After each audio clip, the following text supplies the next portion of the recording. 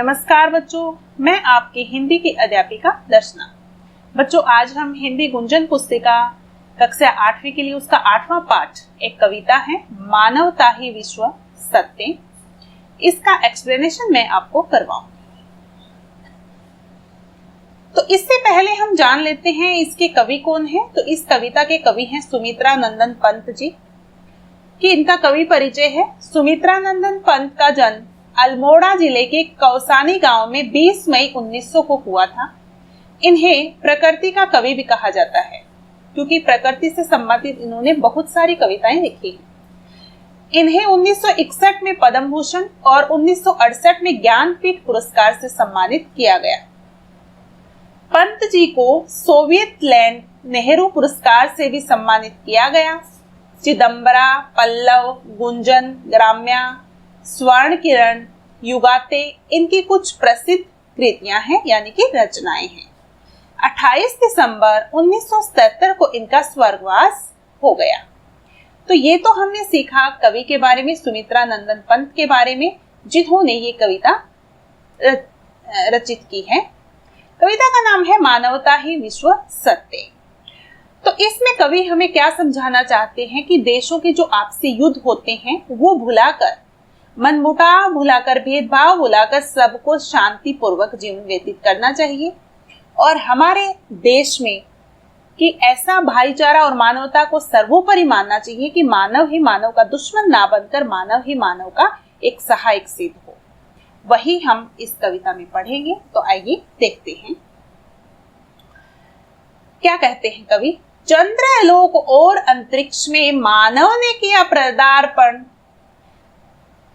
छिन्न हुए लो देश काल के, दुर्जय बाधा बंधन, दिग्विजयी मनुसूत निश्चय, कितना महत्वपूर्ण यह क्षण, भेदभाव विरोध शांत कर निकट आए सब देशों के जन।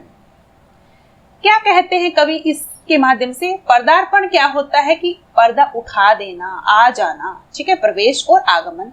छिन्न का अर्थ होता है खंडित, ठीक है, अलग होना।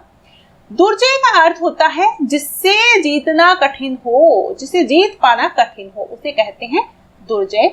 दिग्विजय मनुसूत का अर्थ है दिग्विजय, जैसे सभी दिशाओं को जीतने वाला, चारों तरफ से विजयी रहने वाला। मनुसूत मनुपुत्र यानी कि मानव को यहाँ पर मनुसूत कहा है। तो आइए देखते हैं इन पंक्तियों का सरलार। देखो कवि क्या कहना चाहते हैं इन पंक्तियों में, कि मानवता को ही उन्होंने सर्वोपरि माना है, कि चंद्रलोक और अंतरिक्ष में मानव ने किया पदार्पण। कि क्या कहते हैं कि चंद्रलोक और अंतरिक्ष में मानव ने देश काल के, ठीक है, कि कभी न जीते जाने वाले बंधनों को तोड़कर किसने, मानव ने चंद्रलोक और अंतरिक्ष में भी प्रवेश कर लिया है।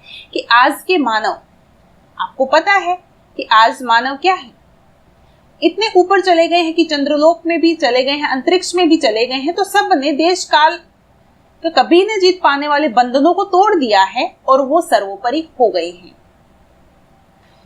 ठीक है। कि दिग्विजय मनुसूत निश्चय, कितना महत्वपूर्ण है यह क्षण कि मानव ने सभी दिशाओं में, चारों दिशाओं में क्या की है, विजय प्राप्त की है, कि जीत हासिल की है। कितना महत्वपूर्ण है यह क्षण। यह क्षण हमारे लिए बहुत ही महत्वपूर्ण है कि अंतरिक्ष में गए हैं, चंद्रलोक में गए हैं, भेदभाव विरोध शांत कर निकट आए सब देशों के जन। क्या कहना चाहते हैं कवि कि सभी राष्ट्र जो हैं वो भेदभाव और विरोध को समाप्त कर दें और सब एक दूसरे का साथ लेकर निकट आ जाएं। कि कोई भी मुसीबत होती है तो सबको मिलकर वो सोल्व करनी चाहिए, और कोई भी अगर दुख आता है सबको बांट कर वो कम कर देना चाहिए। तो इस प्रकार यहाँ पर इन पंक्तियों के माध्यम से कवि क्या कहना चाहते हैं कि सब सामने आ जाओ और मानवता के धर्म को ही अपना लो, क्योंकि उसमें ही विश्व की जीत है, ठीक है। तो ये तो हमने किया मानवता ही विश्व सत्य का पहला पद्यांश। अब हम देखते हैं दूसरा है युग युग का पौराणिक स्वपन हुआ मानव का संभव, शुभ समारंभ नए चंद्र युग का, भू को दे गौरव, फहराए ग्रह उपग्रह में धरती का श्यामल अंचल, सुख संपद संपन्न जगती में बरसे जीवन मंगल। बहुत ही सुंदर ढंग से प्रस्तुत किया है। पहले यहाँ पर हम इन कठिन शब्दों का अर्थ जान लेते हैं। पौराणिक होता है पुराणों से संबंधित, जो हमारे वेद हैं, पुराण हैं, उनसे संबंधित। समारंभ होता है प्रारंभ करना, किसी का शुभारंभ करना, उद्घाटन करना। श्यामल जैसे नाम से ही प्रतीत हो रहा है कि गहरा गहरा रंग का, गहरे हरे रंग का। संपद होता है संपदा, संपत्ति और धन। ठीक है, तो ये तो हम इस पद्यांश के माध्यम से सीख रहे हैं। फिर कवि क्या कहना चाहते हैं? युग युग का पौराणिक स्वपन, कि युग युग की युगों से चलता आ रहा है जो स्वपन है, जिसके हमने सपने देखे हैं, हुआ मानव का संभव, कि वो संभव हो गया है, कि मानव ने वो सब कर दिखाया है। शुभ समारंभ नए चंद्र युग का भूको दे गौरव, कि शुभ, कि जो शुभ काम होते हैं, सही अच्छे काम होते हैं, उनका शुभारंभ, उद्घाटन जो है वो इस चंद्र के युग में भूमि को नया गौरव दे रहा है। कहने का अभिप्राय, प्राचीन काल से मनुष्य ग्रह नक्षत्रों पर विजय के सपने देखता रहा है, और जो अब मानव के चंद्र पर उतरने से सच हुए हैं, कि मानव ने चंद्रमा पर भी क्या है अपना स्थान बना लिया है, कि वो जो सपने देखे थे मानव ने, वो क्या है संपूर्ण हो गए हैं। फहराए ग्रह उपग्रह में धरती का श्यामल अंचल, सुख संपद संपन्न जगती में बरसे जीवन मंगल। कवि क्या कामना करता है कि हमारी पृथ्वी जो है वहां पर हरियाली सभी ग्रहों पर फैल जाए, उसके जैसी हरियाली, उसके जैसा गहरा रंग, ठीक है, सबके आंगन में फैल जाए, सब ग्रहों पर। सुख संपद संपन्न जगती में बरसे जीवन मंगल, चारों तरफ सुख संपदा हो, चाहे संपत्ति हो, धन हो, कि सब खुश हो जाए, संपन्न हो जाए इस जगत में, बरसे जीवन मंगल, कि सबके जीवन जो है वो कल्याण पूर्ण व्यतीत हो, सबको सुख प्राप्त हो, ऐसा वो कहना चाह रहे हैं। कि प्राचीन काल से मनुष्य ग्रह नक्षत्रों पर विजय के सपने देखता रहा है, जो अब मानव के चंद्र पर उतरने से सच हो गए हैं। इससे इस पृथ्वी का गौरव बढ़ा है। ठीक है, भू को दे गौरव, की गौरव बढ़ा है। कवि क्या इच्छा जताता है कि हमारी पृथ्वी जो है उसके जैसी हरियाली सभी ग्रहों में फैल जाए, चारों ओर संपन्नता तथा सुख हो, और कल्याण की भावना का विस्तार हो, यही सब कहा गया है। तो ये हमारा दूसरा पद्यांश बच्चों पूर्ण हुआ, और अब हम करते हैं तीसरा पद्यांश। इसमें कवि सुमित्रानंदन पंत जी ने क्या कहा है? देश सभी मिल बने नवदिक रचना के वाहन, जीव पद्धतियों के भेद समन्वित हो विस्तृत मन, अणुयुग बने धरा जीवन हित, स्वर्ग सृजन का साधन, मानवता ही विश्व सत्य, वो राष्ट्र करे आत्मार्पण। इतने अच्छे ढंग से बोला है कि क्या कहा है? दिक् का अर्थ होता है दिशाएं, ठीक है। पद्धतियों आपने बहुत जगह सुना होगा कि किसी रीतियां या परिपाटियां, ठीक है। समन्वित होता है इकट्ठे होना, समन्वित मतलब किसी समूह को दर्शाता है, एक साथ इकट्ठे होना।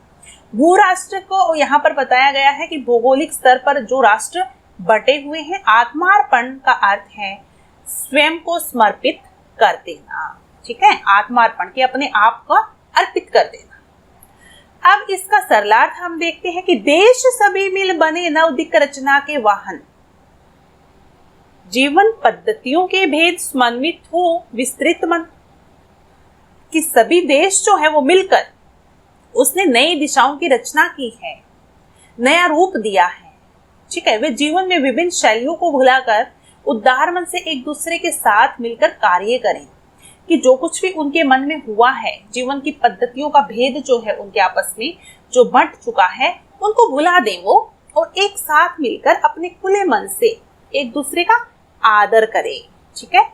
जो भी मनमुटाव है भुला देना चाहिए, सभी देशों को मिलकर नई दिशाओं की रचना करनी चाहिए।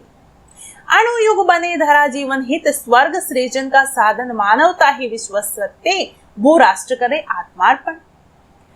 कि कवि क्या बोलते हैं कि अणु और परमाणु से धरती का उपकार हो, विज्ञान की यह राह, क्यों विज्ञान ने तो बहुत तरक्की की है, तो सब राष्ट्र मिलकर अगर अच्छे से इसमें आगे बढ़ेंगे तो सबका भला होगा। विज्ञान की इस उन्नति पर धरती पर ही स्वर्ग सृजन का साधन है कि स्वर्ग का निर्माण करने का साधन हमारे पास है। मानवता ही विश्व सत्य भू राष्ट्र करे आत्मार्पण की मानवता जो है वही क्या है, उसी के विस्तार के लिए सभी देश अहंकार का त्याग करे और भाईचारे का विस्तार हो, कि सभी को अपना अहंकार जो है, घमंड जो है वो थूक देना चाहिए और सभी को भाईचारे, अपनापन और बंधुत्व को अपनाना चाहिए। इस कविता में कवि यही सबसे प्रेरित कर रहे हैं सबको कि हमें मानवता के धर्म को अपनाना चाहिए। कहीं कुछ नहीं रखा, युद्ध को भूल जाइए आप और प्यार प्रेम से रहिए।